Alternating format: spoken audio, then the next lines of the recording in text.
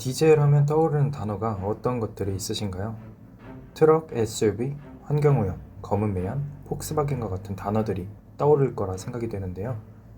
지금 언급된 단어들을 보면 대체로 큰 차에 들어가며 환경오염을 일으키는 검은색 매연을 내뿜는 아주 나쁜 엔진인 것 같아 보입니다.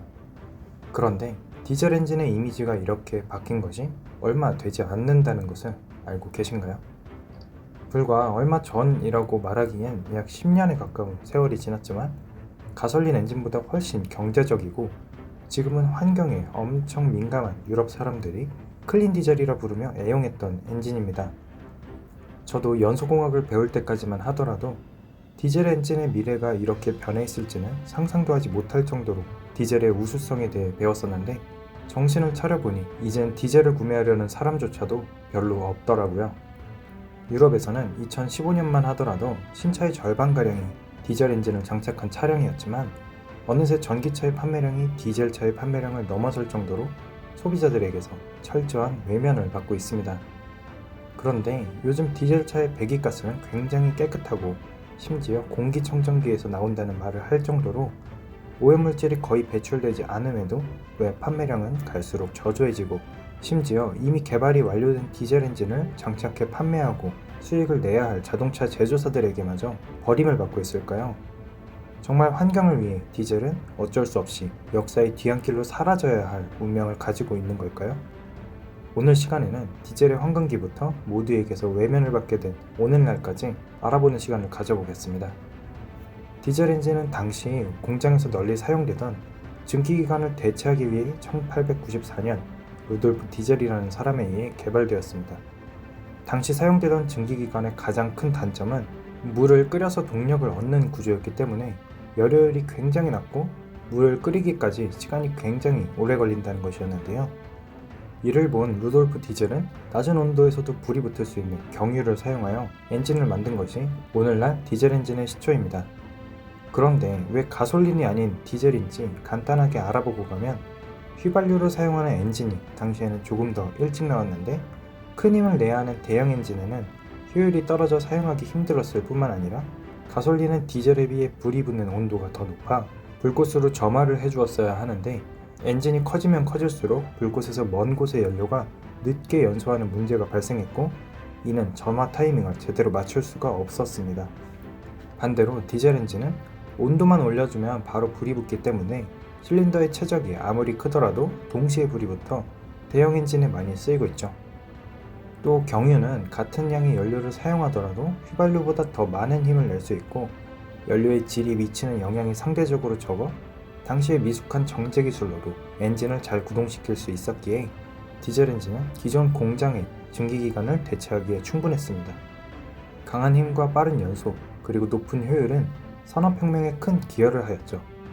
그런데 단점 또한 존재했습니다. 디젤 엔진의 고질적인 문제점은 연료의 완전 연소가 잘 되지 않는다는 것인데 그 이유는 상대적으로 탄소가 많이 들어있어 모든 탄소를 반응시켜 물과 이산화탄소로 내보내기가 어려웠고 남은 찌꺼기들은 검은 매연으로 공기 중에 배출이 되었죠. 하지만 당시 이런 매연은 문제가 되지 않았습니다. 환경에 대한 문제점이 제기되지 않았을 때뿐만 아니라 디젤이 개발된 목적이 공장에 큰 동력을 공급하기 위한 목적이었기 때문에 보다 정밀한 연소와 배출되는 매연들을 정화할 장치를 달 수 있었습니다. 하지만 이런 엔진이 자동차에 달리기 시작하면서 문제가 생깁니다. 디젤 엔진이 최초로 자동차에 탑재된 것은 1908년이었으나 승용차에 탑재된 것은 1936년 벤츠의 260D 모델이었습니다. 하지만 당시 장착된 엔진은 승용차를 위한 것이 아닌 트럭을 위해 개발된 엔진이었고 벤츠뿐만 아닌 다른 제조사에서도 무겁고 진동도 큰 디젤 엔진을 소형화해 승용차에 넣을 생각을 하지는 않았습니다. 그런데 70년대 이후 석유 파동이 발생하자 상황은 바뀌기 시작합니다. 저렴했던 석유의 가격이 천정부지로 치솟자 사람들은 연료를 더욱 아낄 수 있는 엔진을 찾게 되었고 그에 발맞춰 각 제조사들도 승용차를 위한 작은 디젤 엔진을 개발하기 시작했죠. 그렇게 개발된 디젤 엔진은 휘발유차에 버금갈 만큼 정숙해져 최고급차인 캐딜락에도 디젤 엔진이 올라갔고 1990년대 초 일본과 프랑스에서는 600cc급 경승용차에도 디젤 엔진을 장착하기에 이르렀습니다. 그동안 소형화를 하지 못했던 디젤 엔진이 소형화를 성공하자 디젤 엔진의 장점들이 부각되기 시작했습니다.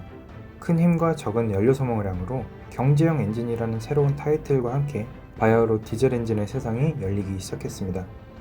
배출가스가 문제가 되기 이전까지는 말이죠. 아무리 디젤 엔진을 발전시켜도 연료 자체의 특성 때문에 해결할 수 없는 문제가 있었습니다. 우리가 사용하는 석유는 탄소와 수소가 결합되어 있는 액체에서 끓는 점에 따라 분류를 해놓은 것인데, 휘발유에 비해 경유는 더 많은 탄소 원자가 결합되어 있는 연료이고, 이 결합을 끊어내어 완전한 연소를 하기 위해서는 더 큰 압력과 더 높은 온도, 그리고 충분한 산소가 필요했습니다. 하지만 자동차에 들어가는 작은 크기의 엔진에서는 이를 완벽하게 구현하기 힘들었고, 질소 산화물과 미세먼지가 부산물로서 발생하게 되었습니다.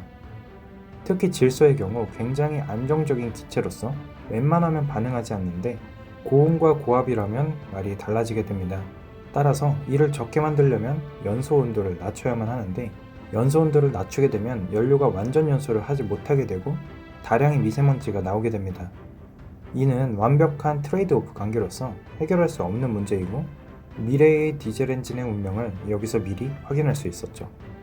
이와 더불어 일명 유로라 불리는 유럽 배출가스 기준은 디젤차를 판매하는 제조사들에게 더 이상 디젤차를 판매할 메리트를 없애버렸습니다. 그래프를 보듯이 점차 강화되는 배출가스 기준에 의해 디젤 엔진을 판매하기 위해서는 엔진만이 아닌 추가적인 배기가스 저감 장치들을 붙여야만 했고, 붙이다 결국엔 폭스바겐처럼 배출가스를 조작하기에 이르렀습니다. 실제 디젤 엔진의 뒷부분을 보면 무언가 굉장히 많은 것을 볼 수 있는데, 저것 하나하나가 전부 돈입니다. 몇 개만 간단히 보자면, 먼저 DPF는 미세먼지를 감소시키는 장치로서 수많은 필터층에 매연을 포집하고 모아서 태워버리는데, 이 필터층에 금보다 비싼 백금 촉매가 도포되어 있어 굉장히 비쌉니다. 이뿐만 아니라 디젤의 배기가스에는 질소 산화물도 나오기 때문에 이것도 저감시켜야 하는데, 여기에 EGR을 사용하게 되었고, 제대로 사용하지 못할 시 BMW처럼 화재가 발생하는데, EGR로도 저감량이 부족해 SCR이라는 장치를 추가로 달게 되었습니다.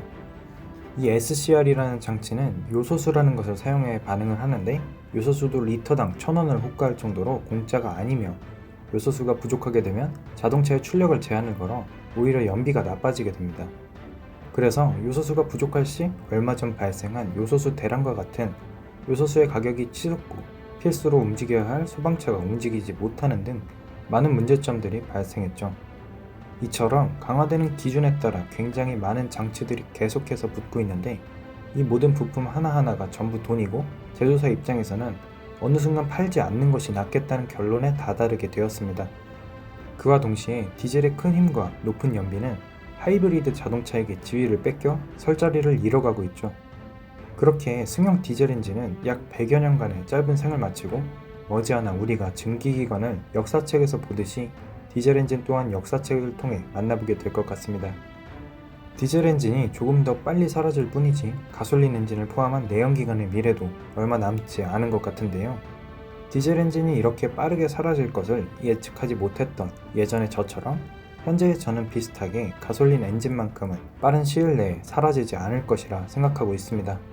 그런데 최근 2-3년간 전기차로 넘어가는 속도를 보며 가솔린 엔진 또한 몇 년 뒤엔 디젤 엔진과 운명을 같이 할 수도 있을 것 같네요. 기계공학과 출신으로서 내연기관의 종말이 그리 반갑지는 않지만, 우리 인류가 지속 가능하기 위한 어쩔 수 없는 방향이기에 아쉽지만 보내주어야 할 것 같습니다. 그럼 오늘 영상은 여기까지입니다. 다음번엔 더욱 흥미로운 이야기로 다시 찾아뵙겠습니다. 감사합니다.